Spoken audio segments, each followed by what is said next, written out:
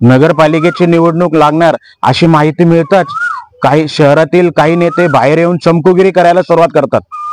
अशाच चमकोगिरी करणाऱ्या काही नेत्यांनी सध्या पैठण नगरपालिकेच्या हद्दवाढीचा विषय हाती घेतला आहे।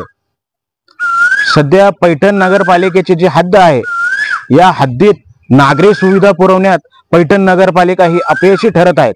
सध्या पैठण नगरपालिकेचे स्वच्छतेकडे दुर्लक्ष असल्याने जागोजागी कचऱ्याचे ढेर पडले आहे, तर पाणी पुरवठा यंत्रणा पूर्णपणे कोलमडली आहे।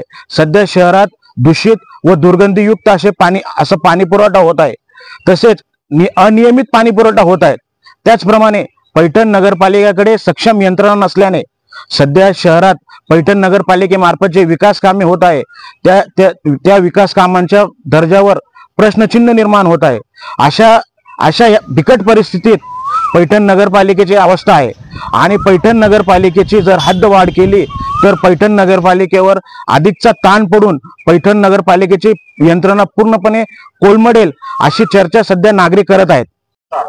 जो पैठण नगरपालिकेने आता प्रस्ताव जो मंजूर केला हद्दवाढीचा, हद्दवाढ तर झालीच पाहिजे, पण पैठण नगरपालिकेला अशी विनंती राहील पहिले नागरिकांना मूलभूत सुविधा द्या, स्वच्छ पाणी द्या, पाणी पुरवठा सुरळीत करा। तसेच पैठण शहरात घाणीचं साम्राज्य म्हणून ओळखले जाते, आता ही संतांची भूमी म्हणून ओळखली गेली पाहिजे। तर त्या निमित्ताने फक्त शासनाला असं सांगू इच्छितो की पहिले स्वच्छता तसेच नागरिकांना सुरळीत पाणी पुरवठा, स्वच्छ पाणी पुरवठा असं द्यावं अशी मी नगरपालिकेला अशी या आपल्या चॅनलद्वारे विनंती करतो। नगरपालिकेने जे हद्द वाढवायचं चालवलं आहे त्याच्या अगोदर जी पूर्वीची जी पहिले स्वच्छता, पाणी व्यवस्थित पुरवठा ह्या सगळ्या गोष्टी कराव्या आणि नंतर जो विषय पहिली जे मूळ नगरपालिकेची हद्द आहे त्याचीच पहिले पाणी पुरवठा, ज्या सुविधा आहे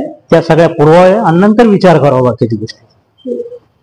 नगरपालिकेची हद्द वाढवणे हा एक रेग्युलर प्रोसेस असून नागरिकांच्या दृष्टिकोनातून हा हद्दवाढीचा विषय महत्वाचा नाहीये। पैठण नगरपालिकेने नागरिकांना सर्व नागरिक सुविधा पुरवणे हा महत्वाचा विषय असून पैठण नगरपालिकेने या विषयाकडे लक्ष द्यावे अशी मागणी नागरिक करत आहेत। कॅमेरामॅन विवेकसह प्रतिष्ठान वार्ता न्यूज साठी चंदन लक्कडार, पैठण।